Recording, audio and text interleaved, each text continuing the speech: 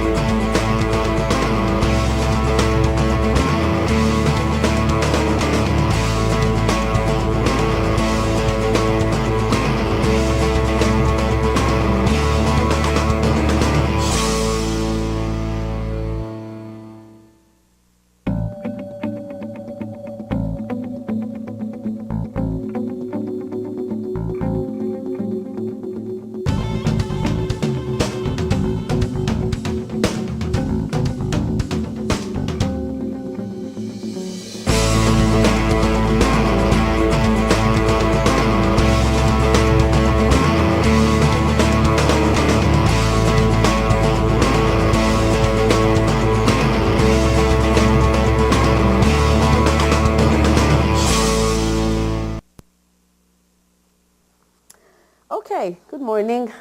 And yes, indeed, we are here another Saturday. It has been mixed weather-wise all through the week. It was really heavy as regards the rain yesterday, flooding in many parts of Houston, but well, safe to say my area was really fine. I don't know about Prof's area, but I think I heard you say that you went to a party yesterday, so I'm sure you weren't affected by the rain No, it was okay. in whatever way. I mean, it was pretty heavy, but okay, yes, I think we've gotten through the better part of the rain. Yes, we have. Good morning, Houston. And yes, we are here. This is Dawn on MBC for 3.2. My name is Olu-Anishola. Glad to have you join us.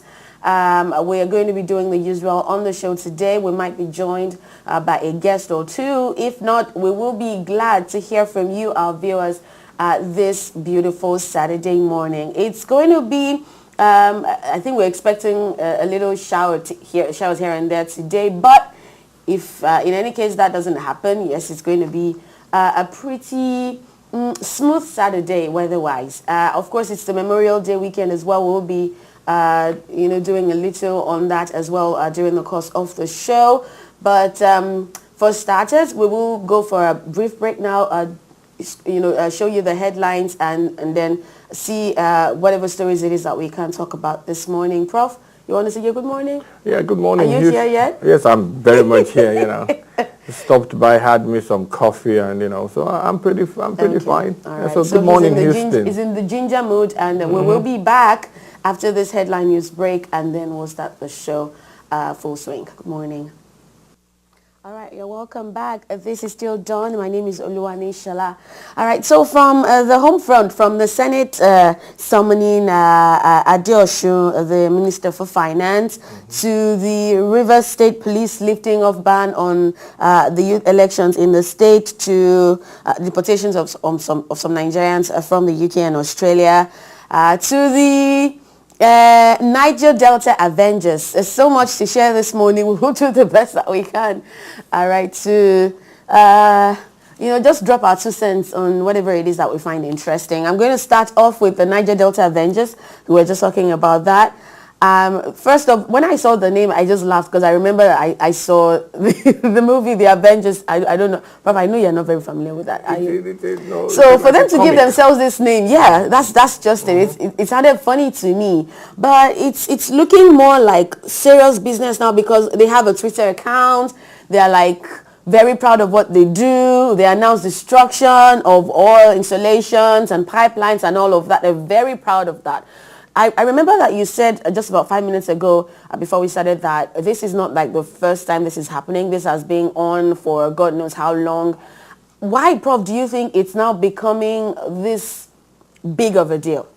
Well, look, the first thing is that, look, I've said it over and over again. We don't have problem solvers in that country. It's not within our culture to solve problems. I mean, we let things linger. Look, we've been having this problem for 20 years. I mean, of course, it takes different magnitudes. It gets bigger or smaller. They cool down. Yeah, it has always been smaller. Why is it? Well, no, there are times, at that time, it was, you see, destruction is destruction. In whatever form. In whatever form. Size. And these guys, for whatever reason, for 20 years, have always tried to, I mean, they always have something to gripe about. But look, if you ask me, I'm not the leader of the country, but I always say that the Nigerian culture doesn't seem to be able to solve a problem. We have problems that have stayed with us, from the time I can remember. I think everybody that has lived in Nigeria would say, how is it that a country for almost 40 years now hasn't been able to solve the power issue? We've not had light. I mean, it gets worse. But there are times, we try to tell stories that, I grew up with that. With light. It's or not, with power. oh yes, and at some point it just... How come we can't solve it? So it's the same thing. One actually of the unsolvable issues it is that they're tackling back at home is the tomato crisis. So I called my mom, I think about 2 weeks ago, and I was very astonished when she told me that she got 4 pieces of tomatoes for about 500 naira or 400 naira. I found that very, I know she doesn't lie, but it was just shocking. Like, where in the world does that happen? So making jollof rice now, people, a beloved traditional dish in Nigeria, has suddenly become very expensive because, of course, we know that tomato is like the, what's that word now? It's like the base. Is the major component of making jollof rice. Tomatoes, one of look, I'm not into the tomatoes or pepper thing, but what is the cause? I mean, some people. That's what I was getting to. So I've been hearing about that. I think about during this week, someone came out to say that, okay, you know what, the problem is, this is a really serious issue. The disease, there's a disease that people have tagged locally as tomato Ebola back at home in Nigeria, and they said the culprit is a moth called Tuta absoluta, which has destroyed crops in a northern Kaduna state, forcing the local government to declare a state of emergency. It is a serious problem. The disease has affected production and consumption. Prices are continuing to rise and there is no availability. The area which contributes strongly to Nigeria's overall production has already seen losses of millions of dollars, according to Shehu Sani, Senator for Kaduna Central. And that is it. So now, even when they do get tomatoes, people are actually really scared to even consume it because they're afraid. So that's another problem. I mean, shouldn't the government come out and tell us if it is dangerous? I mean, it's destroying the the growth of the crop.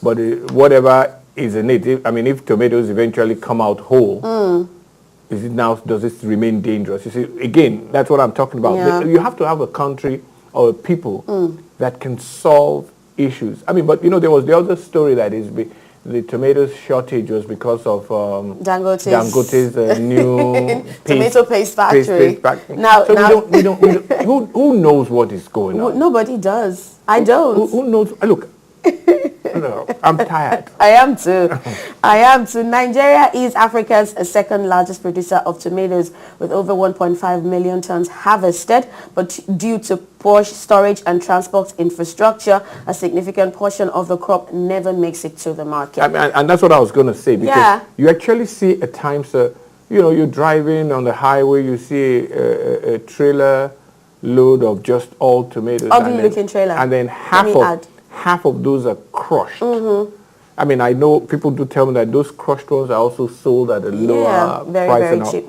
But again, let's go back to what I'm saying. We can't solve problems. For years now, we've been transporting it in the same way and losing almost half of what we produce. It's just sad. It is. It is really sad. Still on the home front, yes, tomorrow, May the 29th, will be the very first year that the President Muhammadu Buhari got into office. There's this hashtag that did trend during the week, PMB at 1. I think it was initiated by a TV, a media house. It really did trend on social media, and mixed feelings from Nigerians. Yes, he's done woefully, is there a word like woefully bad? And yes, no, fantastically bad. And then some are saying, you know what, I believe and trust in this man, and I know that we will get there. It would be nice, though, if our viewers out here in Houston can share the hashtags with us as well, share their thoughts on PMB at 1, the hashtag PMB at 1 on Twitter. Please do tweet at MBC TV Houston. You can tweet at PJ Osagie, Prof's handle. You can tweet at Michela01, my handle. Would like to have your take on what the president has done thus far, the past 364 days in Nigeria. Let me say something on this, because look, I think for me, I don't think I've anticipated a speech more than what You've heard what I would love to hear tomorrow. Okay. Because they've been like what they say here in America, there've been leaks by his media people that he's probably going to name. I have a lot here as well. Name people that have stolen our money, or even mention the amounts that they're supposed to have returned. I can't wait for that to happen tomorrow. I can't wait to hear. Okay. I'm less interested in, the country hasn't moved forward. There's nobody. Look, I talk to people back at home. So nobody so nobody can tell me that we are making strides. I know it's 1 year, but I haven't seen anything I can believe in. What are your hopes, though? What are your hopes of, after tomorrow, what next? What do you expect him to do? What do you expect to see? I'm just going to touch on two things. Okay. Remember Professor Omo-Osagie? He brought Professor Osagie in as a kind of corruption guru in the law to help him set up. That is what many of us thought, which is fine. 2 days ago, they've inaugurated another 20-man commission on almost the same thing. Again? Yeah, on something about corruption. I know that this was a major thing in his platform when he was running for office. But nothing seems to be done. The laws haven't changed. I keep telling people, and look, there's a reason I think that people haven't been put in jail. Can anybody tell me? Dansuki has been under arrest for months now. Yeah. Can anybody tell me what they've tried to charge him with? They've tried to charge him with illegal weapons in his house. And question mark. And nothing, but they keep bringing him to court and taking him back home or to take him back. I don't understand. So there's something wrong with the system or the process that we're trying to build. It's wrong. I think everybody should be able to see that. But I might be the only one out there because, a lot of people do say that they trust and believe in Buhari.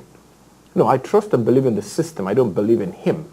I believe in the system. And I think we need to build a better system because this system is failing us, no matter the way you look at it. So you're hoping that would change? Yes. All right, moving forward. Still in Nigeria, I saw this morning and it really made me laugh out loud. Omisore hits back at EFCC.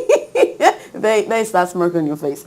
Says declaring him wanted was senseless and born out of vendetta. Iola Omisore, the former chairman of the Senate Committee on Appropriation, has hit back at the Economic and Financial Crimes Commission, describing it as a tool being used against the opposition by the federal government. Mr. Omisore spoke through a statement issued yesterday, stressing that the EFCC's decision to declare him wanted was senseless and born out of vendetta. When you declare someone wanted, had you gone to pick him up or have you invited him and he did not show up and then he disappears from where he's supposed to be, his house, his office? I don't think that's the case because he's saying that. I read the statement issued. He just read the statement that EFCC wanted him and I don't think they actually reached out to him or they went to his and he refused to. Look, by the time the FBI puts your picture on the wall and puts wanted, that means they tried to reach out and you had disappeared in thin air. If Omisore is replying them, I don't see, but look, again, The Nigerian system baffles me. My Niger. It baffles me. And yes, indeed, this is, I think it was, okay, very, very sad news for so many Nigerians. United Airlines, we hear, are to end their flights to Nigeria after June the 30th. After years of operating a daily route from Houston to Lagos, United Airlines will stop flying to Nigeria next month, and the last flight will be on June the 30th, ending the airline's only route to Africa. They confirmed this to a Twitter user who asked them if it was true. According to reports, United Airlines is ending their flights to Nigeria for two major reasons, aside the one they mentioned above. One is a weakness in the energy sector in Nigeria, and two, they and other airlines have been having difficulties collecting money from airline tickets sold in Nigeria. I know you have you've had some form of experience with this. Oh yeah, I since this came on stream, I actually go by United, and first of all, it's not a very, their customer service is not very good. It's not the best airline. I mean, compared to what I normally travel on, which is Lufthansa. United is not very good. But I understand it's a business decision. It's true. I mean, they went to Nigeria because of, the oil sector. Direct flight from here is an oil hub. Lagos is an oil hub. Direct flight was good. And it 10 hours to Lagos, 12 hours back here from Lagos, it was really good. But and if they can't get their money. Abby? What's the point? They are not doing it. What's the point? I know, I hear a lot of Nigerians saying, we should get our own airline. No, we shouldn't get our airline. We cannot manage an airline in Nigeria. It's not a business that we can manage. It will be a waste of money again. I'm telling anybody now, Buhari, please don't let anybody deceive you that we can have Nigerian Airways again. If he's watching. It's a tough business to do. Okay, then we will go for a break. When we come back, we will be sharing with you the story about some deported Nigerians from the UK and Australia, and about a young fellow who decided to commit suicide. For what? All of this after the break. Welcome back. Still Dawn on MBC this morning. Oluwanishala is my name. Prof is here as well. All right, moving on. We will be showing you an emotional photo of Haitian-born cadet who graduated from the U.S. Military Academy during the week. It really actually went viral. I think about 25,000 likes and 9,000 shares, and still counting. The photo shows tears streaming down the face of a Haitian-born cadet at West Point Military Academy as graduation ceremony, and this actually did catch attention worldwide. If our producer is ready, we'd like to see that picture.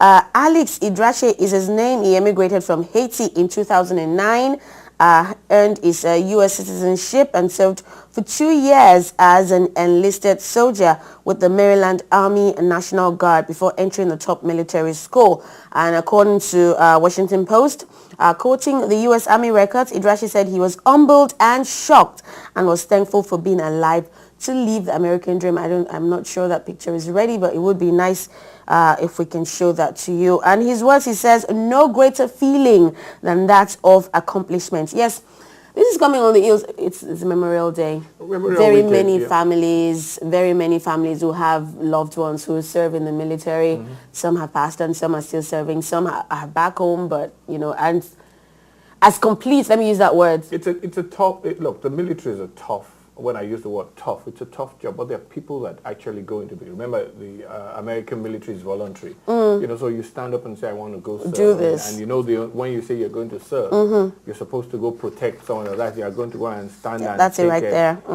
To take a bullet for someone else. Outstanding. For the freedoms out here. So it's great when you have people that come from a different culture. To decide to go through that and serve their purpose. Yeah. Fantastic. Another migrant arrived America 28 years ago. She said she borrowed $100 and couldn't even speak a word of English. But today, she is running for the U.S. Senate.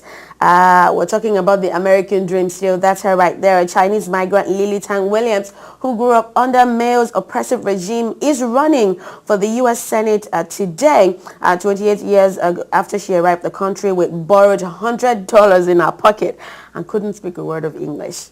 Amazing, right? Look, here's what the American dream. Yeah, but look, let's not forget that I always tell people, you just point to any other country that a thing like this would happen. And nobody can. Nobody. It cannot happen in any other country. Look, can people remember that we tried to sugaba someone from Nigeria? Just because his mom was from Chad or something. And the Alhaji he misbehaved and we said, you're not a Nigerian. Oh yeah, it's out. I mean, Shugaba became, the word for kicking someone out. So I mean, no other country gives people a purpose in life than the United States of America. So really in celebrating Memorial Day, you got to give credit to when you hear things like this or see things like this, it's really, really good. It is actually. And in Uganda, they unveiled Africa's first solar-powered bus. As a child, Ugandan Paul Isaac Omo-Osagie always had busy hands. He regularly pulled apart the family TV. Yes, I had a brother who usually did that as well. And he used motors from old cassette players to make toy cars.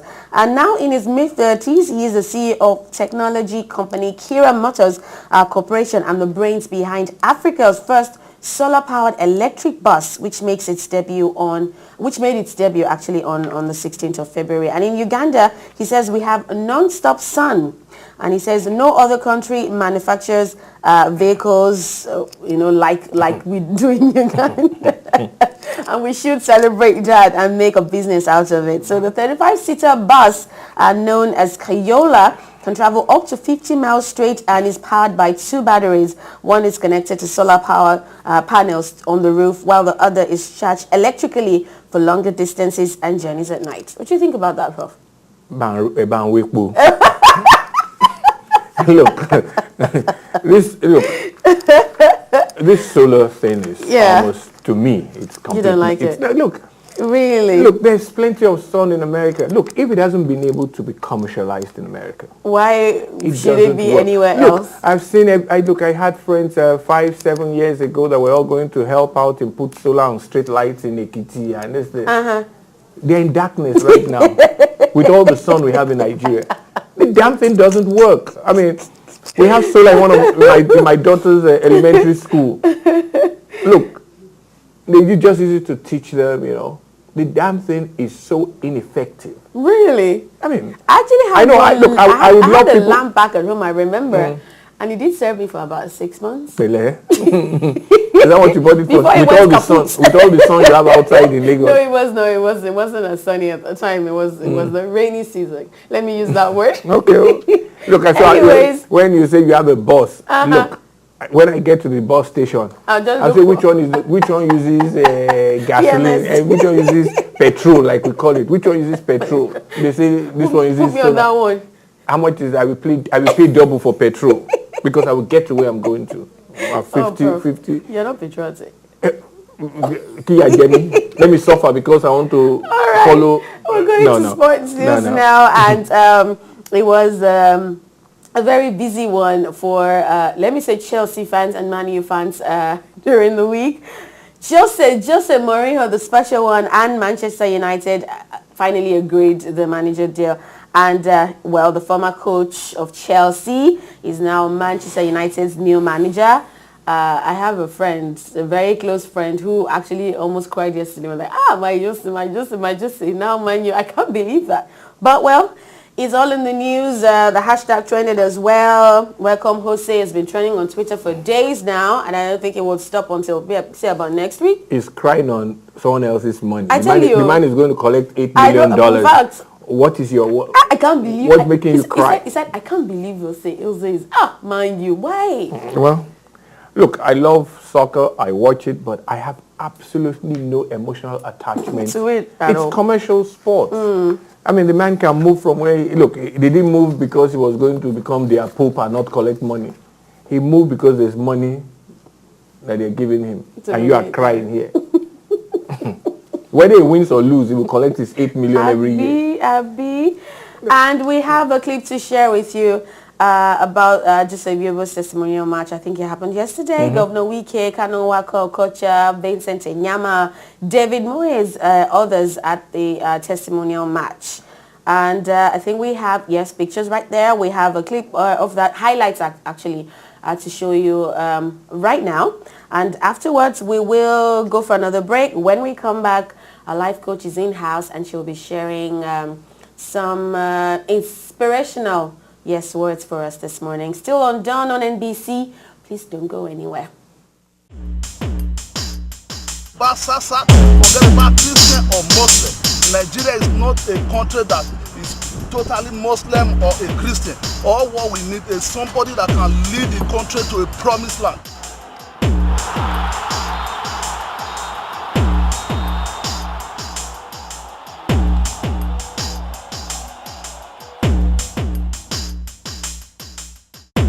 As a mother, these are too many things that loaded in you.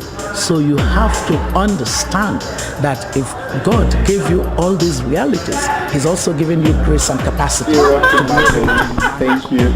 Yes, I love what I do. Shegungele, this is what they call me, so this is Shegungele.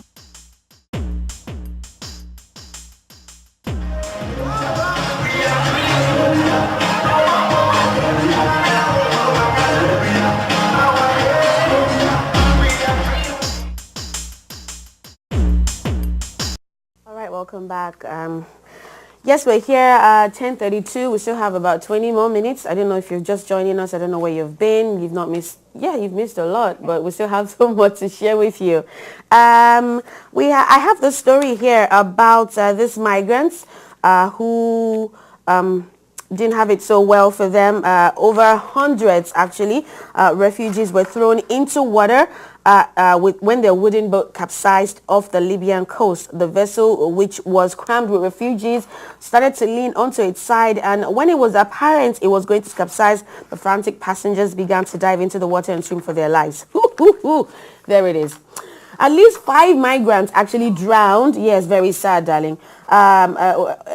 Actually drowned before they were the others were rescued and pulled to safety. An Italian patrol boat actually saw that the vessel was in difficulty and approached it a little too late to hand out life jackets as the boat flipped over due to sudden movement of the passengers. And they, however, threw life jackets to the migrants in the water and all of that. But that's just sad. That's just so sad. Another very heart-wrenching story is about this teenage boy who committed suicide rather than face his parents' anger for crashing a new car. Yes, it's as flimsy as that. So this 18-year-old teenage gymnast, Russian Gutu, committed suicide by hanging himself after crashing a brand new car bought for him by his parents. And according to his girlfriend Athena, Russian confided in her on how worried he was about telling his parents about the crash of his new car. Now, because of a car, he decided to end his life. Wow. So that brings us to the topic that Oge will be sharing with us and explaining to us today on Dawn. And she's talking about the human mind and how it plays into our daily choices. Hi. Hey. Pretty. How you doing? I'm very well. I feel excited being here today. Yes, I know you are. Yes, I know you are. Talk to me. I have a lot of questions in my mind about this suicide situation. It's not the first we're hearing. It's not the 100th as well. But talk to us about the human mind and how you think this plays into our daily choices. If we find ourselves in, at this point, I don't know what it is that was going through his mind. If he was a Nigerian, I know that back at home, if mommy asks me to do something or she gets me something and I lose it, too quick, well, I know I'm going to get the beating of my life. But not here. Well, in this part of the world. I know. Suicide. Well, yes, the human mind is a part of our reality as human beings that have always been, I know for me it has been fascinating until I started researching on it. I also always left with a lot of questions when things happen. And actually what made me to start trying to know more is our Nigerian experience, because, we are these great people. We are these people who have a lot of talent, but you keep on asking yourself, how is it that we are so great? We come to America, we are so functional, we are so successful, and then back in Nigeria, we cannot hold up. We can't do much. You know what I mean? So, but what I realized is that the human mind is such a big realm that people have not really taken time to discover how it works. Okay, tell us how that happens. The brain is the part of that body, like as in computer, the brain is like the hardware, while the human mind is like the software, where everything happens, and it controls a huge part of who we are. The functions of the body, the heart beating, the thoughts that we think, and everything. And interestingly, most people, sometimes we see things and be like, oh, we don't know how this happened. It starts in the mind. Okay. Hold that thought, darling. We will go for another break. When we come back, Dr. Oge here. Oh my gosh. Will be sharing with us all that she has in her book. She has this big file here. Wow. She'll be explaining to us how we can develop our human mind and how it will all marry together to make us better people. Still John on MBC. We'll be right back. All right. If one does not know which path to which you're sailing towards, knowing is favorable, trust me. The human mind and how it plays into our daily choices is what our life coach will be explaining to us this morning, and how it is that we can get out of whatever. Okay, Zen state is still a peaceful state. Whatever turmoil it is that you found yourself in your mind, she's going to help us get out of that. Dr. Oge. Welcome back. That's your new name. I am okay. That's okay indeed. Well, the part of the human mind that brings about the result that we see every day is actually called the subconscious mind. Okay. And this part of the mind that most times we don't even know that, we have so many things in it. But this is a part of the mind that controls what we see. We want this behavior to happen, but we find ourselves doing something different. And how do we really have this information in the subconscious mind? It starts from when we are born. All these things that our parents told us about, the things we see, oftentimes what affects it is that like all the five senses is what kind of, it's like it makes an impression into the subconscious mind, and that's how we imprint everything. Sometimes even things that you don't even know, nobody has said something to you, but you perceived it through some way, it gets registered in there. And surprisingly, the part of the mind that is conscious is like just a little bit of what we see, and it kind of has really like a little bit of contribution to what happens every day. Because when we do what we do every day, it's like it becomes like it's like an action that happens automatically. We don't even think about it. Like, let's say somebody hits you, and the response you give to that person that hits you is an automatic thing. You don't think about it. It just happens. So probably it's like in the past, somebody has done something to you that made you feel a certain way, and this person coming to hit you is like a trigger of the way the initial person, it's like a reaction to the initial treatment somebody gave you in the past, makes you react in a certain way. And most times what happens when psychologists or psychiatrists who work with people with some kind of mental health issue, what they try to do is to be able to understand this part of their story that leads to this behavior.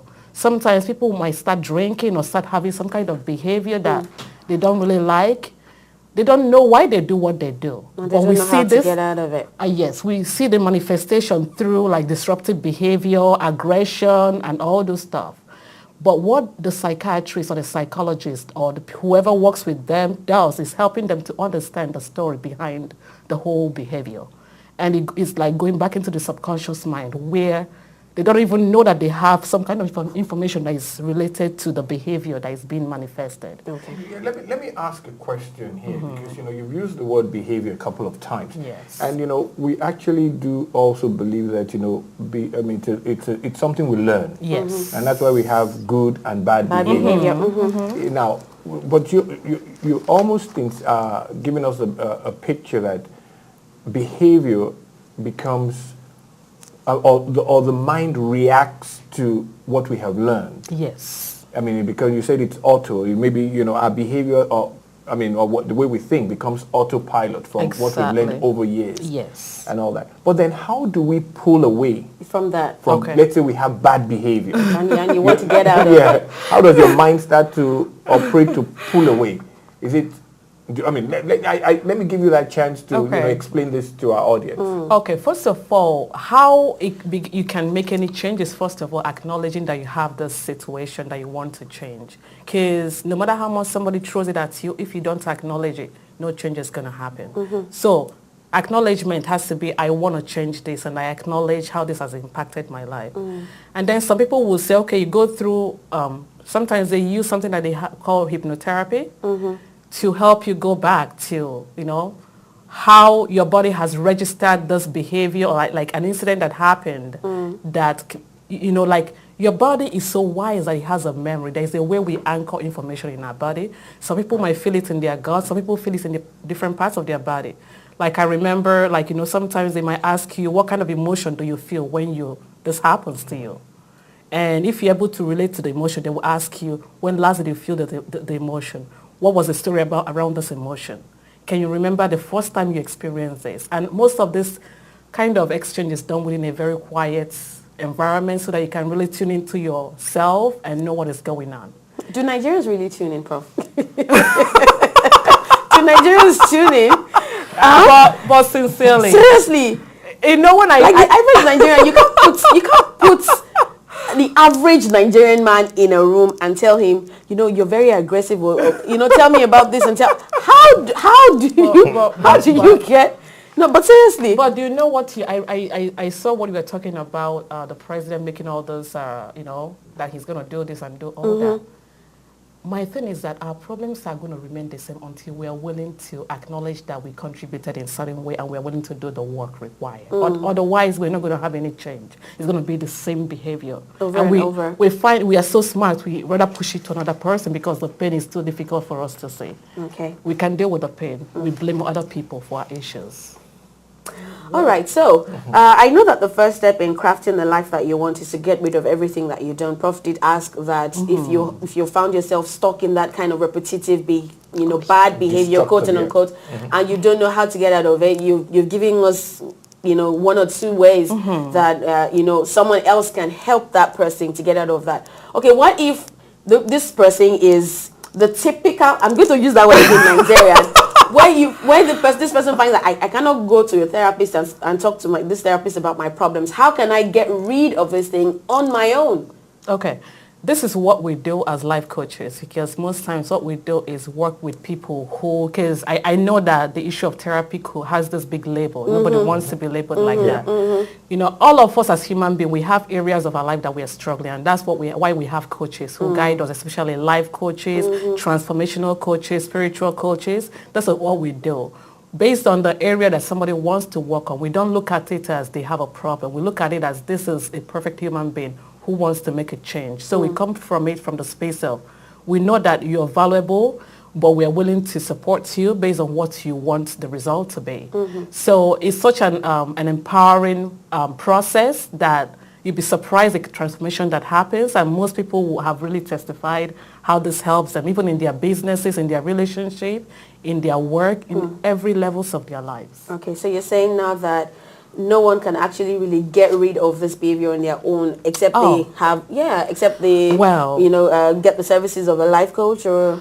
Well, not that they cannot, but sometimes because there are people who actually go to church every Sunday, who listen to the pastor preach and talk to them about how their lives can be better and how they can. And the minute they walk out of the four corners, they are completely back to where it is that they were.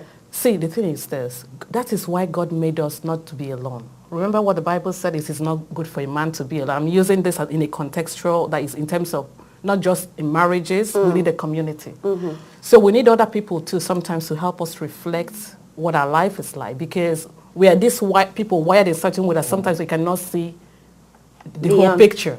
So we need other people to help us. Yes, we can teach the individuals various skills to use for everyday life, but you know, we also need that support from another person that can help us to, you know, achieve more results. Get to that point, okay. Yes. Can I just can I add something? I mean, it's been a long time I've done this, but there's a psychological concept of Erickson and what he calls ego, integrity, and despair, and where, you know, and one of the things that they have used over the years is that maybe like the child, those that survived the Holocaust in Poland. They always return there, even though they've lived with it for 50, 60, 70 years. Always go back. They always go back there to, not to reenact it, but, you know, just to visit the place of such horror. Yes. in their life in order to have a complete like some Yes. sort of closure. yes, some kind of closure. I mean, and it's really a fascinating way.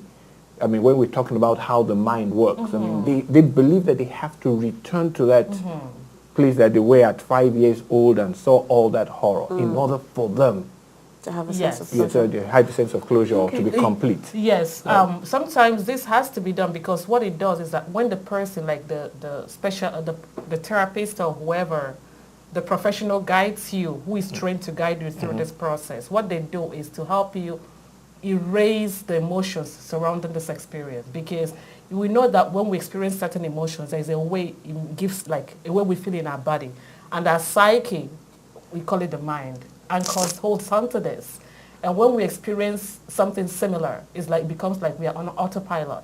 We do the same thing again. That's why you see some people exhibiting aggression and or feel over a and certain again. way.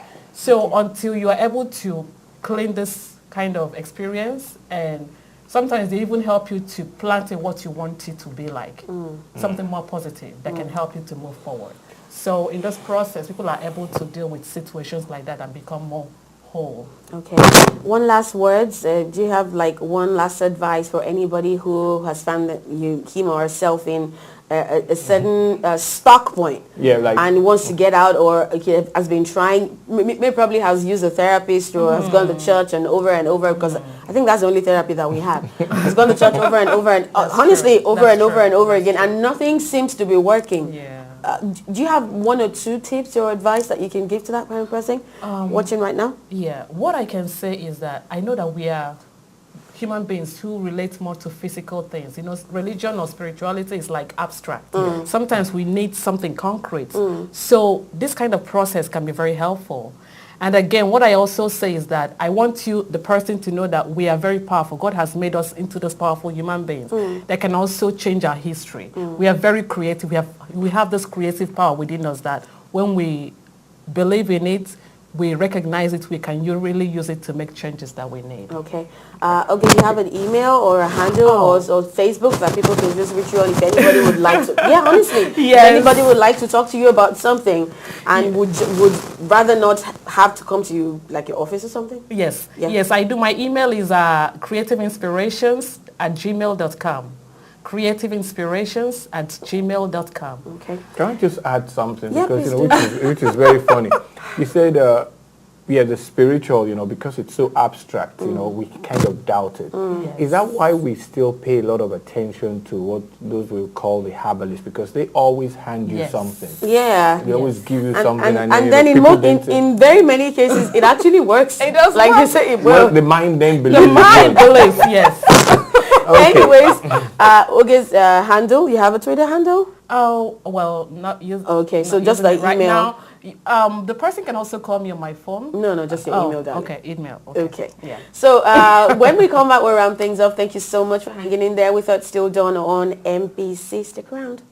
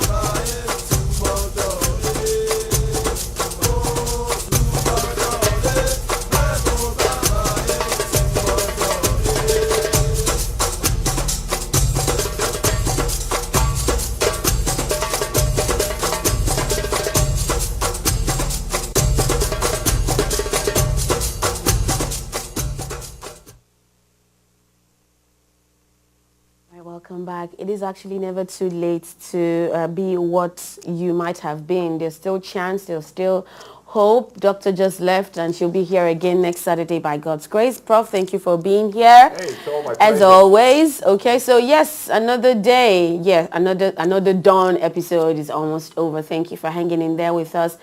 Please keep faith. We're happy to have our viewers also join us on YouTube live this day. We'll be here next week by God's grace. Until then, please stay on the safe side. Make sure you keep hope alive. Wherever it is that you find yourself at, make sure that you make a positive mark. Bye. Bye-bye. Have a good Hope weekend. you're nodding. And have a good long weekend. Yeah, it's a long weekend for some people. Yeah. Bye. Bye-bye.